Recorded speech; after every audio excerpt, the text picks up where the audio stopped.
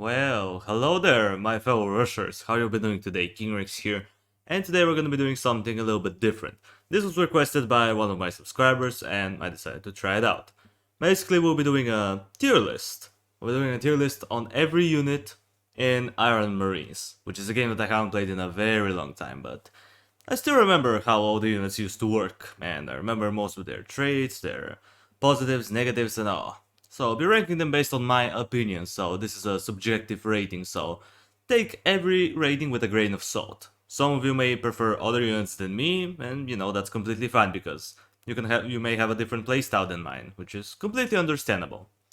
Anyway, let's get on with it. Starting off with our good old Ranger, a classic good unit.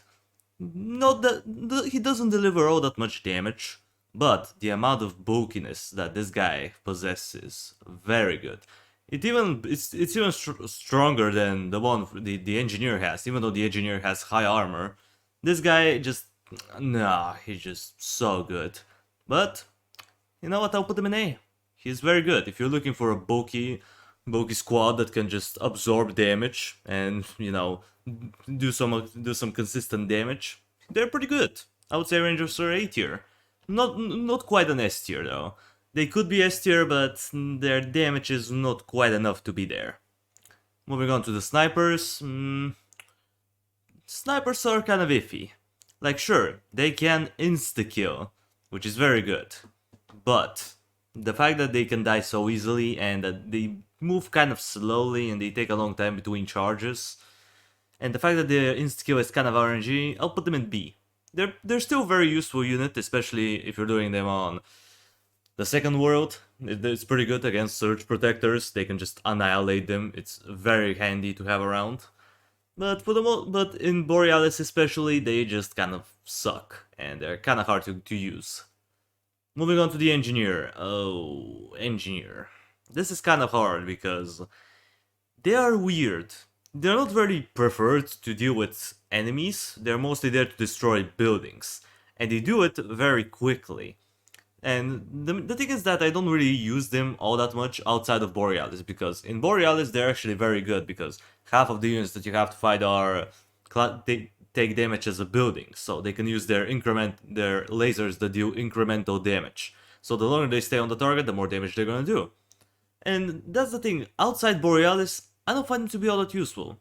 So you know what guys, I'm sorry, but C tier. Sure, you can disable buildings, which is kinda cool, but no. I don't like you all that much.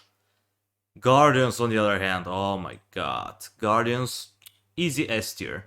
The only thing that they suffer against is flying enemies. They don't have any ability to hit flying enemies, but any enemy that's on the ground, man, they're gonna shred him to bits. They do super high damage. And they're pretty durable. They're not really squishy, no, they're very bulky. I like them. Probably my favorite unit in the whole series. Just, why not? You can pretty much take bosses with them, like they're the boss killers. Have a group with them, group them up. If you use like a hero that offers a lot of support, like Darwin or Paragon, they can just annihilate the boss within a few seconds. There's even an achievement for it. I think it was, I don't remember the name, I think it was like Field of Force, where you have to kill a bishop under a certain amount of time, and these guys can do it for sure. Very good unit all around. Now for the diplomats. Diplomats, they're kind of weird. They're the only support unit that you have in the game.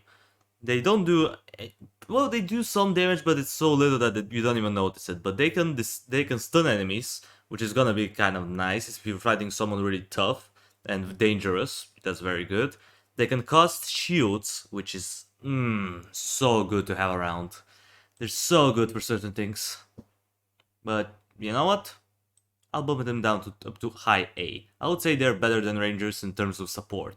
Now, if they had if the shields lasted a little bit longer, S tier. But that's my only reason why I'm not getting them up to the S tier. But they're really close to being an S tier, because support is very useful and you're definitely gonna need it. Now moving on to channelers.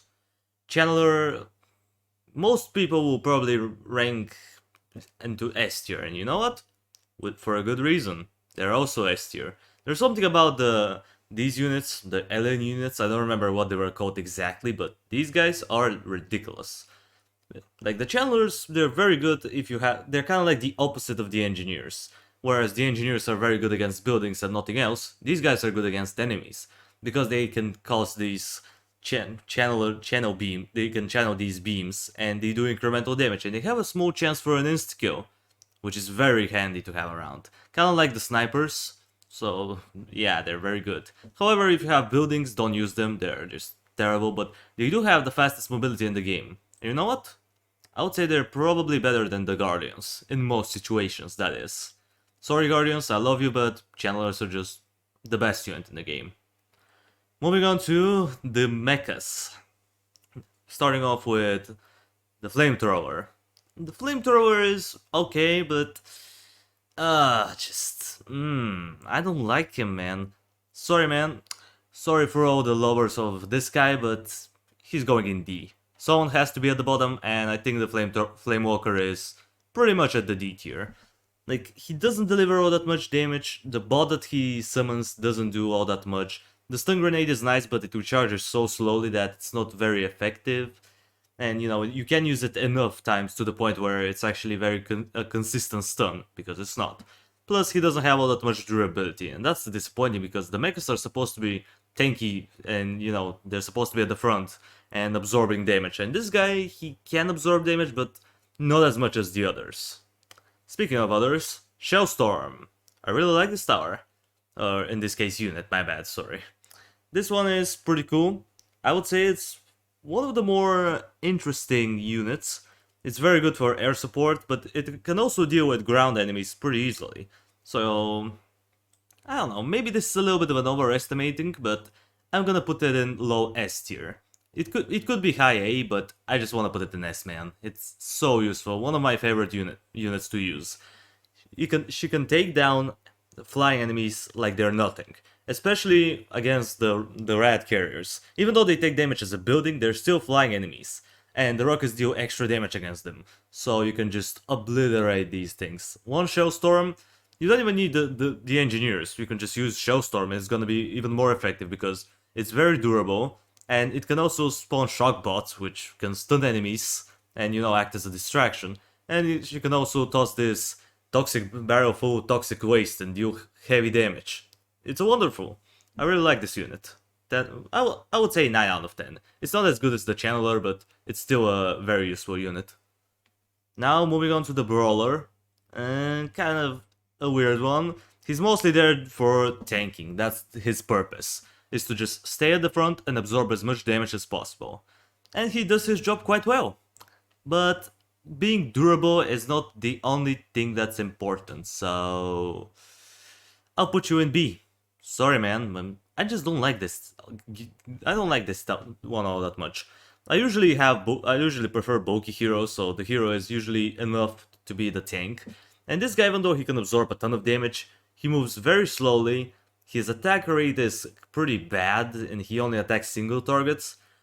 Even though he can summon some little drones that can attack enemies, they're just very underwhelming. And plus, they're supposed to get locked on him, but sometimes when you move him around and there's enemies, they can just stay locked on to other enemies and not follow him, which is bad. He also has this interesting ability to basically give you extra Ethereum, which is nice, but he's not supposed to be in combat, and that's kind of counterproductive to his, you know, playstyle. He's supposed to be at the front taking damage, and that's it. And he's supposed to be engaging in combat, and he's not meant to be like sitting at the back and just giving you Ethereum. So yeah, I just don't really like this guy all that much. Sorry, man, you're staying in B. And now these are the extra units. You can only see them in Borealis, but I decided to put them up on the list because why not? Now, I don't remember their names, so I'm just gonna call them Snowy Guy 1 and Snowy Guy 2. Snowy Guy 1, he's kind of alright. It's kind of helpful. They provide with some stunning power. They can just sit at the back and just shoot units. It's kind of nice. But, I don't know, I don't find them to be all that great, plus you need to spend a lot of Ethereum on them in order to get them. And if their building gets destroyed, you have to do it again. Same goes for this guy. So because of that, I'm gonna put these guys into... I don't know. You know what? They can be kind of helpful, but I'm gonna put them in... You know what? You get lucky. You do help out a ton against tough enemies, especially against these gravity guys, where they can they just become these gigantic monstrosities and they can be very durable. And when they die, they can just absorb your guys and explode on them. So being able to freeze those is very helpful. So I'm gonna put them in B. They're helpful for sure. And this guy, he's kind of like the brawler, but I don't know. You can get 3 of them though, which is kind of nice. But the amount of Ethereum that you need to spend in order to unlock these, and the fact that they move very slowly and their damage is kind of questionable, so I'm gonna put them in C. And that's pretty much where they're gonna stay at. Yeah, I'm not gonna move them anywhere. So yeah guys, that was kind of a short video, but you know, I just wanted to do it for my subscriber. I hope that you appreciated it, and yeah, that's pretty much it. So with that out of the way, that's gonna do it for the video. Thank you everybody so much for watching, I appreciate you for sticking around to the end. Subscribe if you want to see more of this content in the future, and while you're at it, drop a like on the video, it means a lot to me. And I will see you in the next video. Until it comes, that was King Rexy, over and out.